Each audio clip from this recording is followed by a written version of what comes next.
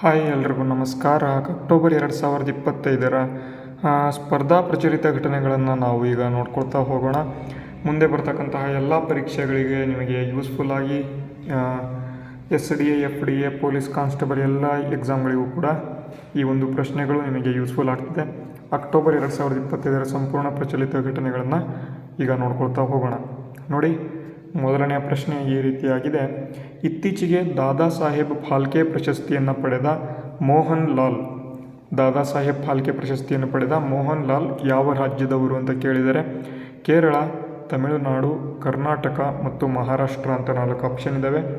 ಇಲ್ಲಿ ಸರಿಯಾದ ಉತ್ತರ ತಮಿಳುನಾಡು. ಇವರು ಮಲಯಾಳಂ ಆ್ಯಕ್ಟರ್ ಆಗಿರ್ತಕ್ಕಂಥವರು. ಮೋಹನ್ ಲಾಲ್ ಎಂಬತಕ್ಕಂತಹ ವ್ಯಕ್ತಿ 2023 ದಾದಾ ಸಾಹೇಬ್ ಫಾಲ್ಕೆ ಪ್ರಶಸ್ತಿಯನ್ನು ಪಡೆದಂತಹ ಒಂದು ವ್ಯಕ್ತಿ ಯಾರಪ್ಪ ಅಂತ ಅಂದರೆ ಅವರು ಇಲ್ಲಿ ಮೋಹನ್ ಲಾಲ್ ಎಂಬತಕ್ಕಂಥವ್ರು. ಹಾಗಾದರೆ ಅವರು ಯಾವ ರಾಜ್ಯಕ್ಕೆ ಸೇರಿದ್ದಾರೆ? ತಮಿಳುನಾಡು ರಾಜ್ಯಕ್ಕೆ ಸೇರಿದರೆ ಆಪ್ಷನ್ ಬಿ ಸರಿಯಾದ ಉತ್ತರ ಆಗಿದೆ. ಮುಂದಿನ ಪ್ರಶ್ನೆ, ಪ್ರಸ್ತುತವಾಗಿ ಕರ್ನಾಟಕ ರತ್ನ ಪ್ರಶಸ್ತಿಯನ್ನು ಎಷ್ಟು ಜನರಿಗೆ ಕೊಡಲಾಗಿದೆ ಅಂತ ಅಂದರೆ ಪ್ರೆಸೆಂಟಾಗಿ ಅಂದರೆ ಇತ್ತೀಚೆಗೆ 2 ಕೊಡಲಾಯಿತು. ವಿಷ್ಣುವರ್ಧನ್ ಮತ್ತು ಅವರ ಒಂದು ಮಡದಿಯವರಿಗೆ ಕೊಡಲಾಗಿದೆ. ಈಗ ಪ್ರೆಸೆಂಟಾಗಿ ಟೋಟಲ್ ಆಗಿ ಎಷ್ಟು ಜನರಿಗೆ ಈ ಒಂದು ಕರ್ನಾಟಕ ರತ್ನ ಪ್ರಶಸ್ತಿಯನ್ನು ಕೊಟ್ಟು ಗೌರವಿಸಲಾಗಿದೆ ಅಂತ ಇಲ್ಲಿ ಪ್ರಶ್ನೆ ಕೇಳಿದರೆ 12 ಜನ, 10 ಜನ, 9 ಜನ ಮತ್ತು 11 ಜನ ಅಂತ ಆಪ್ಷನ್ ಇದೆ. ನೋಡಿ, ಕರ್ನಾಟಕ ರತ್ನ ಪ್ರಶಸ್ತಿಯನ್ನು ಪ್ರಥಮ ಬಾರಿಗೆ ಕೊಟ್ಟಿದ್ದು 1992. ಪ್ರಥಮ ಬಾರಿಗೆ ಇಲ್ಲಿ ಯಾರ್ಯಾರಿಗೆ ಕೊಡಲಾಯಿತು ಅಂತಾನೆ ಡಾಕ್ಟರ್ ರಾಜ್ಕುಮಾರ್ ಮತ್ತು ಇಲ್ಲಿ ಕುವೆಂಪು ಅವರಿಗೆ ಕೊಡಲಾಯಿತು. ಅದು ಕೂಡ ತುಂಬ ಇಂಪಾರ್ಟೆಂಟು. ಹಿಂದಿನ ಒಂದು ತರಗತಿಗಳಲ್ಲಿ ಇದರ ಬಗ್ಗೆ ಸಂಪೂರ್ಣವಾಗಿ ಮಾಹಿತಿಗಳನ್ನು ಕೊಟ್ಟಿದ್ದೇನೆ. ಕರ್ನಾಟಕ ರತ್ನ ಪ್ರಶಸ್ತಿಯನ್ನು ಈಗ ಪ್ರೆಸೆಂಟಾಗಿ 12 ಜನರಿಗೆ ಕೊಟ್ಟು ಗೌರವಿಸಲಾಗಿದೆ.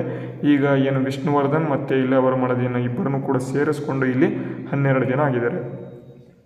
ಅದೇ ರೀತಿ ಮುಂದಿನ ಪ್ರಶ್ನೆ, ಪ್ರತಿ ವರ್ಷ ವಿಶ್ವ ಪ್ರವಾಸ ದಿನವನ್ನು ಯಾವ ದಿನಾಂಕದಂದು ಆಚರಣೆಯನ್ನು ಇಲ್ಲಿ ಮಾಡಲಾಗುತ್ತೆ ಅಂತ ಇಲ್ಲಿ ಪ್ರಶ್ನೆ ಕೇಳಿದರೆ ಇಲ್ಲಿ ಸೆಪ್ಟೆಂಬರ್ 27, ಸೆಪ್ಟೆಂಬರ್ 25, ಅಕ್ಟೋಬರ್ 2, ಅಕ್ಟೋಬರ್ 10 ಅಂತ ಕೊಟ್ಟಿದ್ದಾರೆ.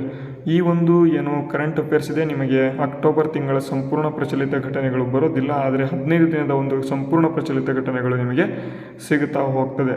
ಪ್ರತಿ ವರ್ಷ ವಿಶ್ವ ಪ್ರವಾಸ ದಿನವನ್ನು ಯಾವ ದಿನಾಂಕದಂದು ಆಚರಣೆಯನ್ನು ಮಾಡ್ತಾರೆ ಅಂತ ಅಂದರೆ ಇಲ್ಲಿ 27 ಸೆಪ್ಟೆಂಬರ್ ಅಂದು ಪ್ರತಿ ವರ್ಷ ನಾವು ಏನಪ್ಪ ಆಚರಣೆಯನ್ನು ಮಾಡ್ತೇವಪ್ಪ ಅಂತ ಅಂದರೆ ನಾವು ವಿಶ್ವ ಪ್ರವಾಸ ದಿನವನ್ನು ಟೂರಿಸಂ ಡೇ ಅಂತ, ವರ್ಲ್ಡ್ ಟೂರಿಸಂ ಡೇ ಅಂತ ನಾವು ಆಚರಣೆಯನ್ನು ಮಾಡ್ತೀವಿ. ಹಾಗಾದರೆ ಯಾವುದಪ್ಪ ಆಪ್ಷನ್ ಇಲ್ಲಿ ಅಂತ ಅಂದರೆ ಆಪ್ಷನ್ ಎ 27 ಸೆಪ್ಟೆಂಬರ್ ಸರಿಯಾದ ಉತ್ತರ. ಅದೇ ರೀತಿ ಮುಂದಿನ ಪ್ರಶ್ನೆ, ಏಷಿಯನ್ ಡೆವಲಪ್ಮೆಂಟ್ ಬ್ಯಾಂಕಿನ ಪ್ರಧಾನ ಕಚೇರಿ ಯಾವ ದೇಶದಲ್ಲಿದೆ ಅಂತ ಇಲ್ಲಿ ಪ್ರಶ್ನೆ ಕೇಳಿದ್ದಾರೆ. Asian development bank very important ಪ್ರಶ್ನೆ. ಈ ರೀತಿಯಾಗಿ ಪ್ರಶ್ನೆಗಳು ಡೈರೆಕ್ಟಾಗಿ ನಿಮಗೆ ಮುಂದೆ ಒಂದು ಎಕ್ಸಾಮ್ಗಳಲ್ಲಿ ಬರ್ತಕ್ಕಂಥ ಸಾಧ್ಯತೆಗಳು ಹೆಚ್ಚಿನದಾಗಿರ್ತವೆ.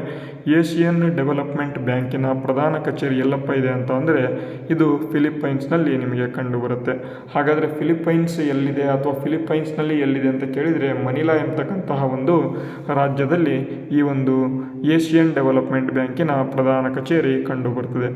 ಆಪ್ಷನ್ ಯಾವುದಪ್ಪ ಅಂತ ಅಂದರೆ ಆಪ್ಷನ್ 1 ಅಥವಾ ಆಪ್ಷನ್ ಎ ಫಿಲಿಪ್ಪೈನ್ಸ್ ಇದಕ್ಕೆ ಸರಿಯಾದ ಉತ್ತರ ಆಗಿದೆ.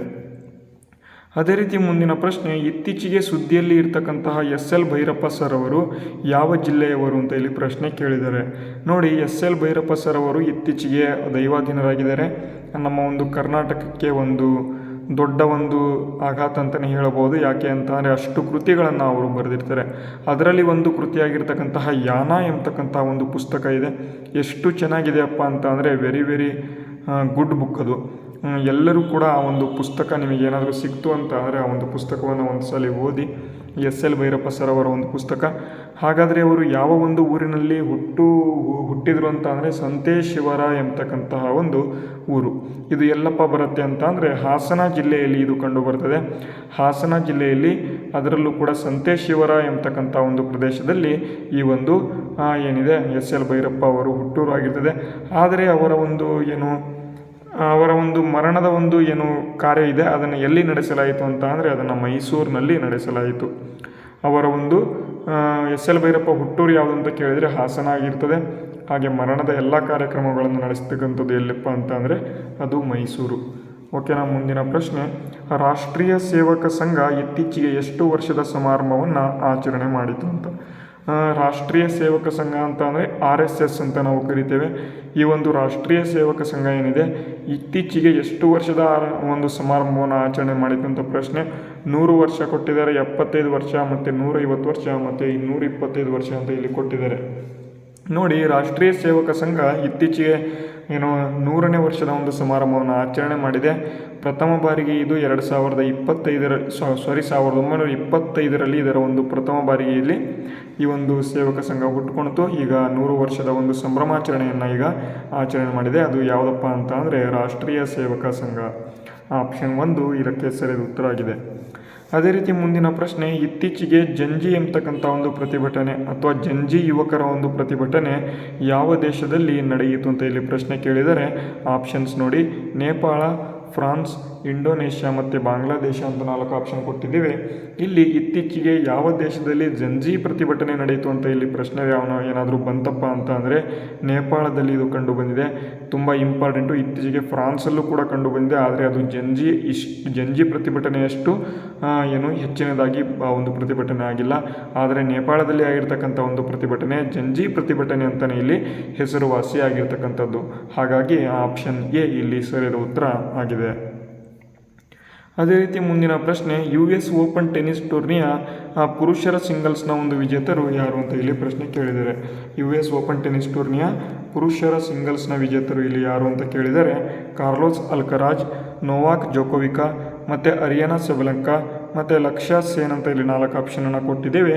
US ಓಪನ್ ಟೆನ್ನಿಸ್ ಟೂರ್ನಿ ಇದು ಕೊನೆಯ ಒಂದು ಟೆನ್ನಿಸ್ ಟೂರ್ನಿ ಆಗಿರ್ತದೆ. ಈ ಒಂದು ಟೆನ್ನಿಸ್ ಟೂರ್ನಿಗಳು ಟೋಟಲ್ ಆಗಿ 4 ಬರ್ತವೆ. ಆಸ್ಟ್ರೇಲಿಯನ್, US ಮತ್ತು ಫ್ರೆಂಚ್ ಮತ್ತು ಇಲ್ಲಿ ವಿಂಬಲ್ಡನ್ ಅಂತ 4 ಟೆನ್ನಿಸ್ ಟೂರ್ನಿ ಬರ್ತವೆ. ಇದರಲ್ಲಿ ಕೊನೆಯ ಟೆನ್ನಿಸ್ ಟೂರ್ನಿ ಮತ್ತು ಅತ್ಯಂತ ಓಲ್ಡನ್ ಅಥವಾ ಅತ್ಯಂತ ಹಳೆಯ ಟೆನ್ನಿಸ್ ಟೂರ್ನಿ ಯಾವುದಪ್ಪ ಅಂತ ಅಂದರೆ ಅದು US ಟೆನ್ನಿಸ್ ಟೂರ್ನಿ ಆಗಿರ್ತದೆ. ಇದರ ಒಂದು ಟೆನ್ನಿಸ್ನ ಒಂದು ಪುರುಷರ ಸಿಂಗಲ್ಸ್ನಲ್ಲಿ ವಿಜೇತರಾಗಿರ್ತಕ್ಕಂಥವ್ರು ಯಾರು ಅಂತ ಕೇಳಿದರೆ ಅವರೇ ಇಲ್ಲಿ ಕಾರ್ಲೋಸ್ ಅಲ್ಕರಾಜ್ ಎಂಬತಕ್ಕಂತಹ ವ್ಯಕ್ತಿ. ಕಾರ್ಲೋಸ್ ಅಲ್ಕರಾಜ್ ಎಂಬತಕ್ಕಂಥ ವ್ಯಕ್ತಿ ಈ ಒಂದು ಪುರುಷರ ಸಿಂಗಲ್ಸ್ನ ಒಂದು ವಿಜೇತರಾಗಿ ಹೊರಹೊಮ್ಮಿರ್ತಾರೆ. ಓಕೆ, ಮುಂದಿನ ಪ್ರಶ್ನೆ, 2025ರ ಪುರುಷರ ಹಾಕಿ ಏಷ್ಯಾ ಕಪ್ ಗೆದ್ದ ದೇಶ ಯಾವುದು ಅಂತ. ಪುರುಷರ ಹಾಕಿ ಏಷ್ಯಾ ಕಪ್ಪನ್ನು ಗೆದ್ದಿರ್ತಕ್ಕಂಥ ದೇಶ ಇಲ್ಲಿ ಯಾವುದು ಅಂತ ಕೇಳಿದರೆ ಪುರುಷರ ಹಾಕಿ ಅಂತ ಇದು ಎಲ್ಲಪ್ಪ ನಡೀತು ಅಂತ ಅಂದರೆ ಬಿಹಾರದಲ್ಲಿ ಈ ಒಂದು ಕೊನೆಯ ಒಂದು ಪಂದ್ಯ ಅಥವಾ ಫೈನಲ್ ಪಂದ್ಯ ಬಿಹಾರದಲ್ಲಿ ನಡೀತು. ಈ ಒಂದು ಬಿಹಾರದಲ್ಲಿ ನಡೆದಂಥ ಒಂದು ಪುರುಷರ ಹಾಕಿ ಪಂದ್ಯ ಇದರಲ್ಲಿ ಯಾವ ಒಂದು ದೇಶ ಗೆದ್ದಿದೆ ಅಂತ ಇಲ್ಲಿ ಪ್ರಶ್ನೆ ಕೇಳಿದರೆ ಅದು ಭಾರತ ದೇಶ ಎಂಬತಕ್ಕಂಥದ್ದು. ನಮ್ಮ ದೇಶ 2025ರ ಪುರುಷರ ಏಷ್ಯಾ ಕಪ್ ಹಾಕಿ ಏಷ್ಯಾ ಕಪ್ಪನ್ನು ಗೆದ್ದಿರ್ತಕ್ಕಂಥದ್ದು. ಆಪ್ಷನ್ ಇಲ್ಲಿ 1 ಭಾರತ ಇಲ್ಲಿ ಸರಿಯಾದ ಉತ್ತರ ಆಗಿರ್ತಕ್ಕಂತಹದ್ದು. ಅದೇ ರೀತಿ ಮುಂದಿನ ಪ್ರಶ್ನೆ, 2025ರ ಪುರುಷರ ಕ್ರಿಕೆಟ್ ಏಷ್ಯಾ ಕಪ್ ಗೆದ್ದಂತಹ ದೇಶ ಯಾವುದು ಅಂತ ಕೇಳ್ತಾರೆ. ಪುರುಷರ ಕ್ರಿಕೆಟ್ ಏಷ್ಯಾ ಕಪ್ಪನ್ನು ಗೆದ್ದಿರ್ತಕ್ಕಂಥ ದೇಶ ಯಾವುದು ಅಂತ ಕೇಳಿದರೆ ಅದು ಕೂಡ ಭಾರತ ಆಗಿರ್ತಕ್ಕಂಥದ್ದು. ಇದರ ಒಂದು ಆಪೋಸಿಟ್ ಆಗಿ ಯಾವ ದೇಶ ಗೇಮನ್ನು ಅಥವಾ ಆಟವನ್ನು ಆಡಿದರು ಅಂತ ಅಂದರೆ ಪಾಕಿಸ್ತಾನ. ಇಲ್ಲಿ ಈ ಒಂದು ಪಾಕಿಸ್ತಾನ ಮತ್ತು ಭಾರತ ನಡುವೆ ಈ ಒಂದು ಪಂದ್ಯ ನಡೀತು. ಪ್ರಸ್ತುತವಾಗಿ ಭಾರತ ಪುರುಷರ ಕ್ರಿಕೆಟ್ ಏಷ್ಯಾ ಕಪ್ ಗೆದ್ದು ಹೊರಹೊಮ್ಮಿದೆ. ಈ ಒಂದು ಕ್ರಿಕೆಟನ್ನು ಗೆದ್ದ ನಂತರ ನಮ್ಮ ಒಂದು ಕ್ಯಾಪ್ಟನ್ ಯಾರಿದ್ದಾರೆ, ಆ ಒಂದು ಕ್ಯಾಪ್ಟನ್ ಏನಿದ್ದಾರೆ ಅವರು ಏನಪ್ಪ ಮಾಡಿದರು ಅಂತಂದರೆ ಆ ಒಂದು ಕಪ್ಪನ್ನು ಇಸ್ಕೊಳ್ಳೋದೆ ಯಾಕೆ ಅಂತ ಅಂದರೆ ಅವರ ಒಂದು ಪಾಕಿಸ್ತಾನದವರು ಆ ಒಂದು ಕಪ್ಪನ್ನು ಕೊಡ್ತಾಯಿದ್ರು. ಅದಕ್ಕಾಗಿ ಆ ಒಂದು ಕಪ್ಪನ್ನು ಇಸ್ಕೊಂಡಿಲ್ಲ ಅವರ ಕೈಯಿಂದ. ಅದು ಕೂಡ ಎಲ್ಲರೂ ಕೂಡ ರೀಲ್ಸಲ್ಲಾಗಿರ್ಬೋದು, ಶಾರ್ಟ್ಸಲ್ಲಾಗಿರ್ಬೋದು, ಎಲ್ಲ ಕಡೆ ನೀವು ನೋಡಿರ್ತೀರ. ಓಕೆನಾ.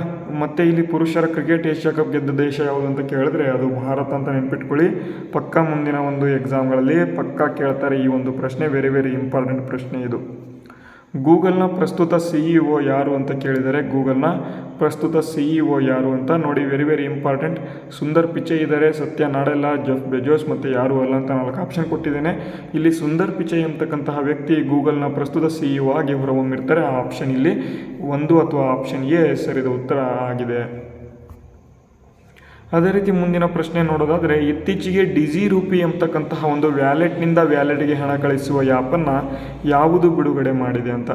ಡಿಜಿ ರೂಪಿ ಎಂಬತಕ್ಕಂಥ ಒಂದು ಆ್ಯಪ್ ಇದೆ. ಆ ಒಂದು ಡಿಜಿ ರೂಪಿ ಎಂಬತಕ್ಕಂಥದ್ದನ್ನು ಯಾವ ಒಂದು ಸಂಸ್ಥೆ ಬಿಡುಗಡೆ ಮಾಡಿದೆ ಅಂತ ಇಲ್ಲಿ RBI ಇದೆ, state bank of India, Punjab national bank ಮತ್ತು ಕರ್ನಾಟಕ ಗ್ರಾಮೀಣ ಬ್ಯಾಂಕ್ ಅಂತ ಇಲ್ಲಿ ಕೊಟ್ಟಿದ್ದಾರೆ. ಇದನ್ನು ಬಿಡುಗಡೆ ಮಾಡಿರ್ತಕ್ಕಂಥದ್ದು ಯಾವುದಪ್ಪ ಅಂತ ಅಂದರೆ ಅದು RBI ಅಥವಾ ರಿಸರ್ವ್ ಬ್ಯಾಂಕ್ ಆಫ್ ಇಂಡಿಯಾ ಈ ಒಂದು ಡಿಜಿ ರೂಪಿ ಅಂತಕ್ಕಂಥ ಒಂದು ವ್ಯಾಲೆಟ್ನಿಂದ ವ್ಯಾಲೆಟ್ಗೆ ಹಣ ಕಳಿಸುವ ಆ್ಯಪನ್ನು ಬಿಡುಗಡೆ ಮಾಡಿದೆ. ವಿತೌಟ್ ನೆಟ್ವರ್ಕ್ ಅಥವಾ ನೆಟ್ ಇಲ್ಲ ಅಥವಾ ಇಂಟರ್ನೆಟ್ ಇಲ್ಲದೆ ನಿಮಗೆ ಈ ಒಂದು ವ್ಯಾಲೆಟ್ನಿಂದ ವ್ಯಾಲೆಟ್ಗೆ ಹಣವನ್ನು ಇಲ್ಲಿ ವರ್ಗಾವಣೆಯನ್ನು ವರ್ಗಾವಣೆಯನ್ನು ಮಾಡ್ಬೋದು. ನೆಟ್ ಇಲ್ಲ ಅಂದ್ರೂ ಕೂಡ ನಾವು ಇಲ್ಲಿಂದ ವರ್ಗಾವಣೆಯನ್ನು ಮಾಡ್ಬೋದು. ಅದು ಯಾವುದಪ್ಪ ಅಂತ ಅಂದರೆ ಡಿಜಿ ರೂಪಿ ಅಂತಕ್ಕಂಥದ್ದು, ಅದನ್ನು ಕೂಡ ನೀವು ನೆನಪಿಟ್ಕೋಬೇಕು. ಅದೇ ರೀತಿ ಮುಂದಿನ ಪ್ರಶ್ನೆ, ಕರ್ನಾಟಕದಲ್ಲಿ ಇದುವರೆಗೂ ಅತಿ ಹೆಚ್ಚು ಹಣ ಗಳಿಸಿರ್ತಕ್ಕಂಥ ಚಿತ್ರ ಯಾವುದು ಅಂತ ಕೇಳಿದರೆ ವೆರಿ ಇಂಪಾರ್ಟೆಂಟ್ ಪ್ರಶ್ನೆ ಇದು ಕೂಡ. ಚಿತ್ರಮಂದಿರಕ್ಕೆ ಸಂಬಂಧಪಟ್ಟಂತೆ ಪ್ರಶ್ನೆ ನೋಡಿ. KGF chapter 2, Kantara chapter 1, Kantara ಮತ್ತು KGF ಅಂತ ಇಲ್ಲಿ ಕೊಟ್ಟಿದ್ದಾರೆ. KGF ಚಾಪ್ಟರ್ 2 ಏನಿದೆ ಪ್ರಸ್ತುತವಾಗಿ ಅತಿ ಹೆಚ್ಚು ಹಣ ಗಳಿಸಿರ್ತಕ್ಕಂಥ ಕರ್ನಾಟಕದ ಒಂದು ಚಿತ್ರ ಆಗಿದೆ. ಅದೇ ಮುಂದಿನ ಒಂದು ಕಾಂತಾರ ಚಾಪ್ಟರ್ 1 ಇನ್ನೇನು ಬರ್ತಾ ಇದೆ, ಅದು ಕೂಡ ಈ ಒಂದು ಪ್ರಥಮ ಸ್ಥಾನದಲ್ಲಿ ಬರುವಂಥ ಸಾಧ್ಯತೆ ಇದೆ. ನೋಡೋಣ. ಈ ಒಂದು KGF ಚಾಪ್ಟರ್ 2 ಮತ್ತು ಕಾಂತಾರ ಚಾಪ್ಟರ್ 1 ಎರಡೂ ಕೂಡ ಹೊಂಬಾಳೆ ಫಿಲ್ಮ್ಸ್ ಮಾಡಿರ್ತಕ್ಕಂಥ ಮೂವಿಗಳು, ನಮ್ಮ ಕರ್ನಾಟಕದ ಮೂವಿಗಳು. ಎರಡೂ ಮೂವಿಗಳಿಗೂ ಕೂಡ ನಾವು ಸಪೋರ್ಟನ್ನು ಕೊಡ್ತಾ ಇದ್ದೇವೆ, ಅದನ್ನು ಕೂಡ ನಾವು ನೋಡ್ಬೋದು. ಓಕೆನಾ. ಕರ್ನಾಟಕದಲ್ಲಿ ಇದುವರೆಗೂ ಅತಿ ಹೆಚ್ಚು ಗಳಿಸಿರ್ತಕ್ಕಂಥ ಚಿತ್ರ ಯಾವುದು, ಹಣ ಗಳಿಸಿರ್ತಕ್ಕಂಥ ಚಿತ್ರ ಯಾವುದು ಅಂತ ಕೇಳಿದರೆ KGF ಚಾಪ್ಟರ್ 2. ಓಕೆ, ನೆಕ್ಸ್ಟ್ ಪ್ರಶ್ನೆ, ಯಾವ ಭಾರತೀಯ ಸಂಸ್ಥೆ ಹೊಸ ಸೈಫನ್ ಆಧಾರಿತ ಉಷ್ಣ ನಿರ್ಜಲೀಕರಣ ವ್ಯವಸ್ಥೆಯನ್ನು ಅಭಿವೃದ್ಧಿಪಡಿಸಿದೆ ಅಂತ ಇಲ್ಲಿ ಪ್ರಶ್ನೆ.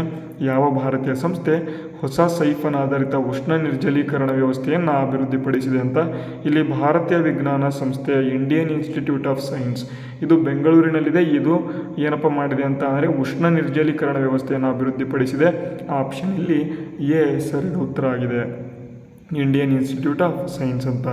ಅದೇ ಇಲ್ಲಿ ಇನ್ನೂ ಹೆಚ್ಚಿನ ಬೇರೆ ಬೇರೆ ಆಪ್ಷನ್ಸ್ ಇದ್ದಾವೆ, ಅದರ ಬಗ್ಗೆಯೂ ಕೂಡ ನೀವು ನೋಡ್ಬೋದು. ಭಾರತೀಯ ವಿಜ್ಞಾನ ಸಂಸ್ಥೆ ನಿಮಗೆ ಗೊತ್ತಿರಬೇಕು. ಮುಂದಿನ ಪ್ರಶ್ನೆಗೆ ಈಗ ಹೋಗೋಣ. ರಾಷ್ಟ್ರೀಯ ಅಪರಾಧ ದಾಖಲೆಗಳ bureau, national crime record bureau ಅಂತ ಕರಿತೇವೆ.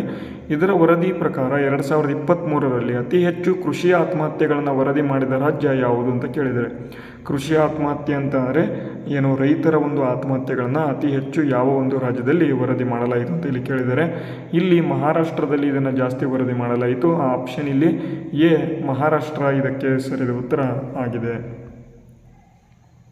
ಅದೇ ರೀತಿ ಉನ್ಮೇಷ ಎಂಬತಕ್ಕಂಥ ಒಂದು ಅಂತಾರಾಷ್ಟ್ರೀಯ ಸಾಹಿತ್ಯ ಉತ್ಸವ 2025ರ ಒಂದು 3ನೇ ಆವೃತ್ತಿಯನ್ನು ಯಾವ ರಾಜ್ಯದಲ್ಲಿ ನಡೆಸಲಾಯಿತು ಅಂತ ನೋಡಿ. ಉನ್ಮೇಷ ಎಂಬತಕ್ಕಂಥ ಒಂದು ಅಂತಾರಾಷ್ಟ್ರೀಯ ಲಿಟ್ರೇಚರ್ ಫೆಸ್ಟಿವಲ್ ಅಂತಲೇ ಕರಿತೇವೆ. ಈ ಒಂದು ಉನ್ಮೇಷ ಒಂದು ಅಂತಾರಾಷ್ಟ್ರೀಯ ಏನು ಉತ್ಸವವನ್ನು ಇದನ್ನು ಇತ್ತೀಚೆಗೆ ಬಿಹಾರದಲ್ಲಿ ಇದನ್ನು ನಡೆಸಲಾಯಿತು. ಆಪ್ಷನ್ ಎ ಇಲ್ಲಿ ಸರಿಯಾದ ಉತ್ತರ, Bihar. Very important question. Unmesha ಅಂತಾರಾಷ್ಟ್ರೀಯ ಸಾಹಿತ್ಯ ಉತ್ಸವ ಎಲ್ಲಿ ನಡೆಯಿತು ಅಂತ ಇಲ್ಲಿ ಪ್ರಶ್ನೆ ಕೇಳ್ತಾರೆ. ಆಪ್ಷನ್ ಎ ಬಿಹಾರ ಇದಕ್ಕೆ ಸರಿಯಾದ ಉತ್ತರ ಆಗಿರ್ತಕ್ಕಂತಹದ್ದು.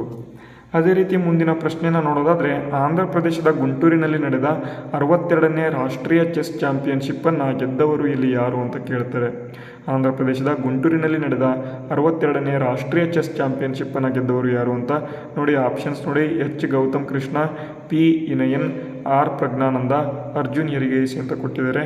ನೋಡಿ ಇದಕ್ಕೆ ಸರಿಯಾದ ಉತ್ತರ ಪಿ ಇನಿಯನ್ ಅಂತ ಅಥವಾ ಪೆನ್ನರೈ ಇನಿಯನ್ ಅಂತ ಕರಿತೇವೆ. Option B. ಇವರು 66ನೇ ರಾಷ್ಟ್ರೀಯ ಒಂದು ಚೆಸ್ ಚಾಂಪಿಯನ್ಶಿಪ್ಪನ್ನು ಗೆದ್ದಿದ್ದಾರೆ. ಅದು ಎಲ್ಲಪ್ಪ ನಡೀತು ಅಂತ ಅಂದರೆ ಆಂಧ್ರ ಪ್ರದೇಶದ ಗುಂಟೂರಿನಲ್ಲಿ ಇದು ನಡೆದಿತ್ತು. ಹಾಗಾಗಿ ಆಪ್ಷನ್ ಬಿ ಸರಿಯಾದ ಉತ್ತರ ಆಗಿದೆ. ಅದೇ ರೀತಿ ಮುಂದಿನ ಪ್ರಶ್ನೆ ನೋಡೋದಾದರೆ, ಶಕ್ತಿ ಚಂಡಮಾರುತದಿಂದ ಭಾರತದ ಯಾವ ರಾಜ್ಯ ಕರಾವಳಿ ಪರಿಣಾಮ ಬೀರುತ್ತದೆ ಎಂದು ನಿರೀಕ್ಷೆ ಮಾಡಲಾಗಿದೆ ಅಂತ. ಶಕ್ತಿ ಚಂಡಮಾರುತ ಇದರಿಂದ ಭಾರತದ ಯಾವ ರಾಜ್ಯಕ್ಕೆ ಕರಾವಳಿ ಪರಿಣಾಮ ಬೀರಬಹುದು ಅಂತ ಇಲ್ಲಿ ನಿರೀಕ್ಷೆ ಮಾಡಲಾಗಿದೆ ಅಂತ ಕೇಳಿದರೆ, ಯಾವ ರಾಜ್ಯಕ್ಕೆ ಅಂತ ನೋಡೋದಾದರೆ ಇಲ್ಲಿ ಆಪ್ಷನ್ ನೋಡಿ, ಗುಜರಾತ್ ಇದೆ, ಒಡಿಶಾ, ಕೇರಳ, ತಮಿಳುನಾಡು ಅಂತ ಇದೆ. ಇಲ್ಲಿ ಗುಜರಾತ್ ರಾಜ್ಯಕ್ಕೆ ಈ ಒಂದು ಶಕ್ತಿ ಚಂಡಮಾರುತದಿಂದ ಭಾರತದ ಈ ಒಂದು ಕರಾವಳಿ ಪರಿಣಾಮ ಬೀರುವಂತಹ ಒಂದು ನಿರೀಕ್ಷೆ ಇದೆ ಅಂತ ಇಲ್ಲಿ ನಿರೀಕ್ಷೆ ಮಾಡಲಾಗಿದೆ. ಆಪ್ಷನ್ ಇಲ್ಲಿ ಯಾವುದಪ್ಪ ಅಂತ ಕೇಳಿದರೆ ಗುಜರಾತ್ ಸರಿಯಾದ ಉತ್ತರ ಆಗಿದೆ.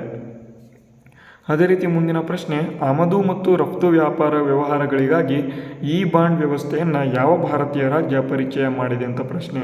ಆಮದು ಮತ್ತು ರಫ್ತು ವ್ಯವಹಾರಗಳಿಗಾಗಿ ಈ ಬಾಂಡ್ ವ್ಯವಸ್ಥೆಯನ್ನು ಯಾವ ಭಾರತೀಯ ರಾಜ್ಯ ಪರಿಚಯ ಮಾಡಿದೆ ಅಂತ ನೋಡಿ. ಗುಜರಾತ್, ಕರ್ನಾಟಕ, ಮಹಾರಾಷ್ಟ್ರ, ತಮಿಳುನಾಡು ಅಂತ ಇದೆ. ಮಹಾರಾಷ್ಟ್ರ ಇದನ್ನು ಏನಪ್ಪ ಮಾಡಿದೆ ಅಂತ ಅಂದರೆ ಪರಿಚಯ ಮಾಡಿದೆ. ಮುಂದಿನ ಪ್ರಶ್ನೆ, ಪ್ರತಿ ವರ್ಷ ಯಾವ ದಿನಾಂಕದಂದು ವಿಶ್ವ ಪ್ರಾಣಿ ದಿನವನ್ನು ನಾವು ಆಚರಣೆಯನ್ನು ಮಾಡ್ತೇವೆ ಅಂತ ಇಲ್ಲಿ ಪ್ರಶ್ನೆ ಕೇಳಿದರೆ ವೆರಿ ಇಂಪಾರ್ಟೆಂಟ್. ಇದು ಕೂಡ ಅಕ್ಟೋಬರ್ನಲ್ಲಿ ಕರೆಂಟ್ ಅಫೇರ್ಸ್ನ ಒಂದು ವೆರಿ ಇಂಪಾರ್ಟೆಂಟ್ ಪ್ರಶ್ನೆ. ವಿಶ್ವ ಪ್ರಾಣಿ ದಿನವನ್ನು ಪ್ರತಿ ವರ್ಷ ನಾವು ಯಾವಾಗಪ್ಪ ಆಚರಣೆಯನ್ನು ಮಾಡ್ತೇವೆ ಅಂತ ಇಲ್ಲಿ ಕೇಳಿದರೆ ನೋಡಿ, ಪ್ರತಿ ವರ್ಷ ನಾವು ಇಲ್ಲಿ ಅಕ್ಟೋಬರ್ 4ರಂದು ಪ್ರತಿ ವರ್ಷ ವಿಶ್ವ ಪ್ರಾಣಿ ದಿನಾಂಕವನ್ನು ನಾವು ಆಚರಣೆಯನ್ನು ಇಲ್ಲಿ ಮಾಡ್ತೇವೆ. ಆಪ್ಷನ್ ಸಿ ಇಲ್ಲಿ ಸರಿಯಾದ ಉತ್ತರ ಆಗಿದೆ. ಅದೇ ರೀತಿ ಮುಂದಿನ ಪ್ರಶ್ನೆ, ಇತ್ತೀಚೆಗೆ ಜುಬಿನ್ ಗಾರ್ಗ್ ಎಂಬತಕ್ಕಂತಹ ವ್ಯಕ್ತಿ ಯಾವ ದೇಶದಲ್ಲಿ ದೈವಾಧೀನರಾದರು ಅಂತ. ವೆರಿ ಇಂಪಾರ್ಟೆಂಟ್ ಇದು. ಯಾಕೆ ಅಂತಾನೆ ನಮ್ಮ ಒಂದು ಭಾರತದ ಒಂದು ಹೆಮ್ಮೆ. ಯಾಕೆ ಅಂತಾನೆ ಅಸ್ಸಾಂನ ಒಂದು ಹೆಮ್ಮೆ ಅಂತಲೇ ಕರಿತೇವೆ. ಅಸ್ಸಾಂ ಇವತ್ತು ಈ ರೀತಿಯಾಗಿ ಇರೋದಕ್ಕೆ ಕಾರಣ ಜುಬಿನ್ ಗಾರ್ಗ್ ಎಂಬತಕ್ಕಂತಹ ಒಂದು ವ್ಯಕ್ತಿ. ಈ ಒಂದು ಜುಬಿನ್ ಗಾರ್ಗ್ ಎಂಬತಕ್ಕಂಥ ವ್ಯಕ್ತಿ ಇತ್ತೀಚೆಗೆ ಅವರು ಸ್ವಿಮ್ಮಿಂಗ್ ಪೂಲ್ನಲ್ಲಿ ಇತ್ತೀಚೆಗೆ ನಿಧನ ಹೊಂದಿದ್ದಾರೆ. ಎಲ್ಲಪ್ಪ ನಿಧನ ಹೊಂದಿದ್ದು ಯಾವ ದೇಶದಲ್ಲಿ ಅಂತ ಕೇಳಿದರೆ ಇಂಡೋನೇಷ್ಯಾ ದೇಶ. ಇವರ ಒಂದು ಮರಣದ ನಂತರ ಇವರ ಒಂದು ಮರಣವನ್ನು, ಇವರ ಒಂದು ಬಾಡಿಯನ್ನು ನೋಡೋದಕ್ಕೆ ಅಸ್ಸಾಂನ ಜನರು ಎಷ್ಟು ಜನರು ಬಂದಿದ್ರು ಅಂತ ಅಂದರೆ ಅದನ್ನು ಫುಲ್ ಫೇಮಸ್ ಆಗಿತ್ತು. ಅದು ಇವರು ಯಾವ ಒಂದು ರಾಜ್ಯಕ್ಕೆ ಸೇರಿದವರು ಅಂತ ಅಂದರೆ ಅಸ್ಸಾಂ ರಾಜ್ಯಕ್ಕೆ ಸೇರಿದವರು, ಭಾರತಕ್ಕೆ ಸೇರಿದವರು ಜುಬಿನ್ ಗಾರ್ಗ್ ಎಂಬತಕ್ಕಂಥ ವ್ಯಕ್ತಿ. ಇತ್ತೀಚೆಗೆ ಎಲ್ಲಿ ದೈವಾಧೀನರಾದರು ಅಂತ ಕೇಳಿದರೆ ಇಂಡೋನೇಷ್ಯಾ ಅಂತ ನೀವು ಆನ್ಸರನ್ನು ಮಾಡಬೇಕು.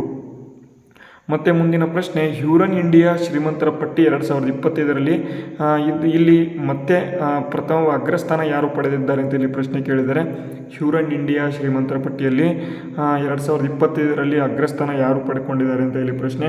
ನೋಡಿ, ಗೌತಮ್ ಅದಾನಿ, ರೋಶನಿ ನಾಡಾರ್, ಮುಖೇಶ್ ಅಂಬಾನಿ, ಸೈರಸ್ ಪೂನಾವಾಲಾ ಅಂತ ಕೊಟ್ಟಿದ್ದಾರೆ.